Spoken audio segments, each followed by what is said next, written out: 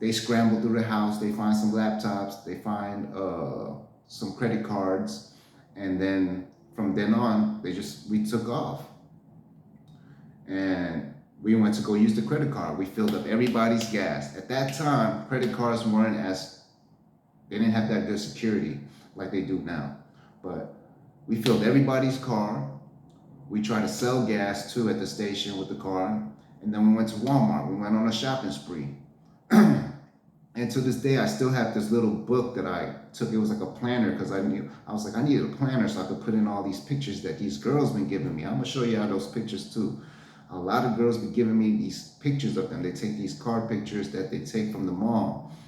And I had a lot of them, so I was like, let me just get a planner. I don't know what else I got, but that day they bought a whole cart of stuff. And I just picked the planner. So although I didn't want to kick in the house, or I was like, nah, I'm not doing it, I still spent some of that money that they took.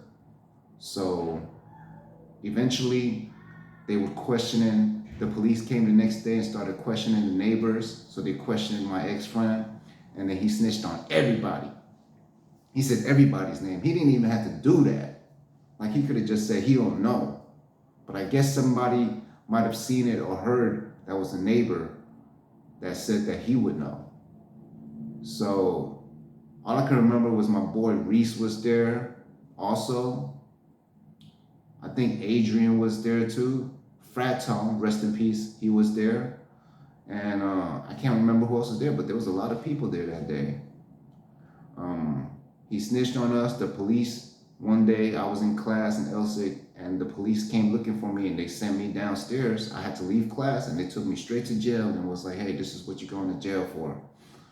So that was my first case in jail in Houston as a juvenile. And yeah, that costed a lot of money. That messed me up.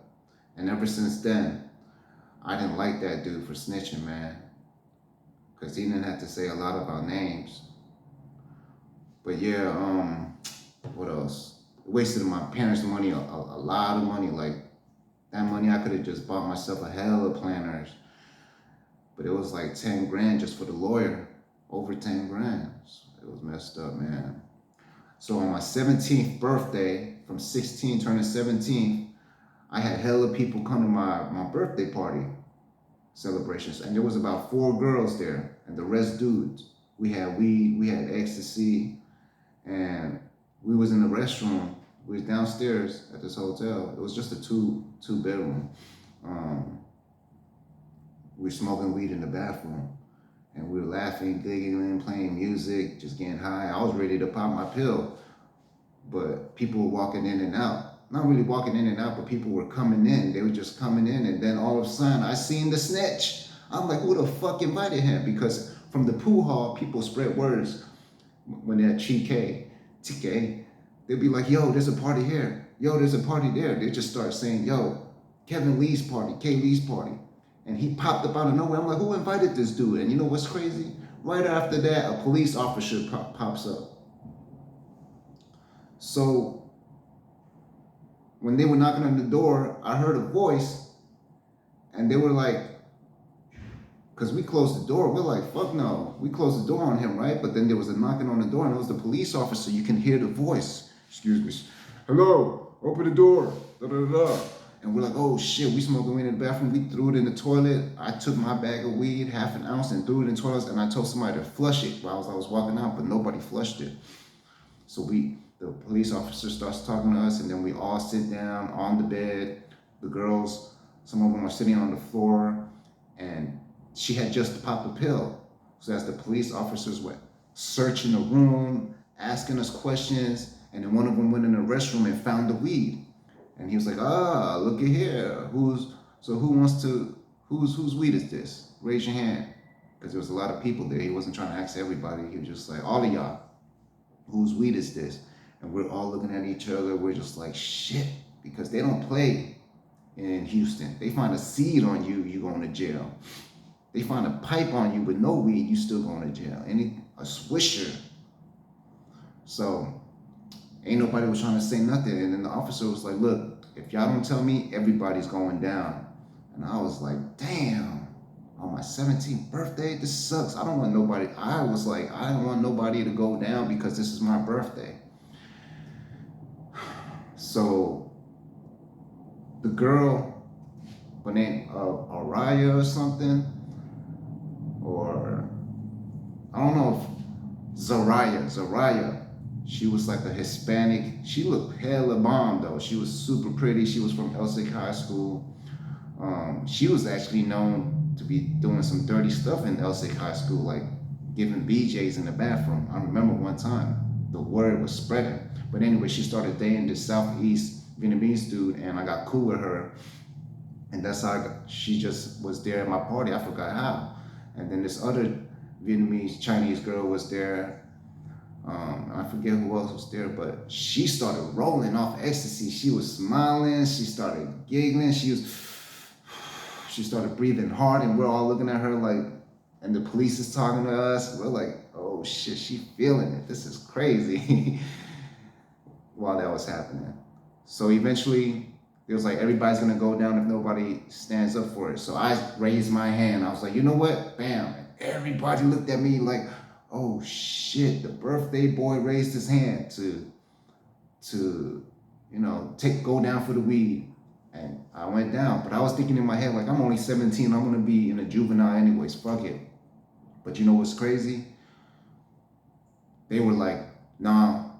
When he started taking me out, he was like, you come here, and started cuffing me. They're like, nah, man, they just changed the rule to 17 is an adult. And I'm like, damn, I just turned 17. Like, today's my birthday. And they're like, sorry, sir, you're going to Harris County Jail. And man, Harris County Jail was horrible. So my boy Zihan was like, yo, we're going to bail you out. Oh yeah, Zihan and Han was there. They're like, we're going to bail you out, man, we got you. Everybody was just shocked that they seen the birthday boy took the blame. I went down for everybody, and it was my weed. So, but there was other stuff hidden in the room too. Everybody had shit. Some people had shit too, but I didn't want them to all go down on my birthday because then it'll look bad. It'll look bad, like, to me. Ah, man, we all got arrested on his birthday. I didn't want to be I'm not that type of guy. I'm not the guy that had my name out there looking bad like that, to where people are gonna be like, man, we went to jail because of Kevin. I'm not that type. I don't like dragging people down. I'm the type to go down for people. If I am a part of it, I am the type to be like, look, it's better I just go than all of us go. That's a real motherfucker right there. I ain't the type to be like, oh, I'm going down, you all going down with me. That's some sucker shit if you in the streets. So on my way to jail, they take me to the room, they leave to go get some papers, and I'm in the room, and you can still see officers sitting there doing their paperwork, right? And I'm locked up with cuffs. I was so high too already, but I forgot I had a pill in my shoe. I put a pill in the little tongue part where there's a little there's like a tag, and then you could just put it in there. I had it in there. And I was like, oh shit. So I looked around, I bent down while my hands were cuffed, and I picked out the pill. And luckily there was a garbage can right there in front of me. It was kind of far, but it was not close. And I tossed it with my hand. I was like, let me see. I was like this. So I went down, I grabbed the pill, and then I was like, I tossed it in the garbage can, and it went in perfectly. I was like, yes! For some reason, I was hella happy that I threw away that pill. Like, some people, when I told that story to other dudes, was like, I would have popped it. And I was like, hell no, I'm not about to pop no ecstasy pill in jail the first time I'm in Harris County. So then they came back, and it was all good. And I was just smiling because I didn't get caught for no ecstasy. And that's manslaughter. You get caught with one pill in Houston, that's a horrible charge, man. I had some friends that got caught with K-Packs and they get deported. Man, so when that happened and I had to go through, the jail, it was nothing but black people. I went in a room where it's all ghetto black people. Some of them were smelly, some of them were just like, one dude was high off Sherm. I'm sitting there, I'm listening to everybody's conversation. I'm the only Chinese dude in there. Ain't nobody was messing with me. Every time I go to jail from Seattle and Houston, nobody fucks with me, man. They all cool with me for some reason. I never had beef with nobody. I was always the type to be like the one that brings positive vibes. And this one dude was sitting there, he was like, man, I just jumped through 4 windows, man. I smoked like 5 sticks. And I'm like, damn. At that time, I didn't know what Sherm was, but I knew of it, but I didn't know, I never fucked with it at that time. I did later, but when I heard a bunch of stories like that, I was like, I don't know if I fuck with it. And then I seen Chucky from Asian Boys. He was walking by the police door. He started knocking on the window. He recognized me. He was like, yo, what up? And I was like, oh shit, Chucky, what's up? And then we just, said a few words. And then I went to my last room where there's a bunch of bunk beds, and then you're in a room with like 12 other people. I started hearing people rapping, and then the guy that I was like above, I actually went to Elsick High School with him. He was there for lean. And he was telling me, man, I got caught with a deuce. So you get caught with a deuce, you're doing 6 months. He was like, I gotta do 6 months for this deuce. And I was like, man, I didn't know you sip syrup, because when I went to Elsick High School with him, he don't look like the type of dude to do that. But I guess he was. And then I was like, just chopping it up with him about the school that we used to go to. And, that was it, man. I left jail. My dad came. And the guy that helped take him there, because he don't know how to get to there, I got bailed out. The guy that took him there was a guy named Buffalo, which was a part of the Die-Ho group, gang, clique, whatever it was, triad. But he had tattoos all over his body, his head. He was bald, he was buffed. And then when he came, my dad was just like, he seemed kind of awkward, like, man, you got this gangster picking me up. But I guess he was cool with Buffalo. I think they wanted, because his lawyer was this Chinese lawyer that knew all of Die-Ho, like Young and all them. So he hooked up my dad with Buffalo because he knew where the jail was. So he drove him to come pick me up. And me seeing Buffalo was like, damn, who is this gangster picking me up? Like, it kind of was like to teach me something. Like, my dad knows people too. And just me being around that gangster lifestyle, I guess he wanted to send that guy to show him that, hey, we know some real people too. My lawyer, my dad's lawyer. And it's crazy because when I met Matt Wang, he knew the same people. He knew Buffalo. So the people I was hanging out with were the same people my dad's lawyer knew, and he kind of knew. And long story short, they own like karaoke's and all that stuff. One time I was kicking with my boy Matt Wang, we went to this little karaoke, and they got whorehouses. I ain't gotta talk about that, but I've been to whorehouses because of the owners, and we'll go to the back and we'll be seeing the chicks come sit down with us, talk with us. We'll be smoking weed in the back of the whorehouse. But yeah, these people run whorehouses and karaoke bars and some street drug dealing shit, man. Big time too. I was fucking with people under the same umbrella as Matt, getting fronted pounds of weed. And I'm gonna leave that for another story. But when I went to that karaoke, Buffalo was there, and I was with Matt. So when he seen that I knew Matt, he was like, oh shoot, yo, y'all come sit here. And then he brought some girls over, kicking it with us, and we were just chopping it up and kicking it. It was funny because I was like, I recognize you.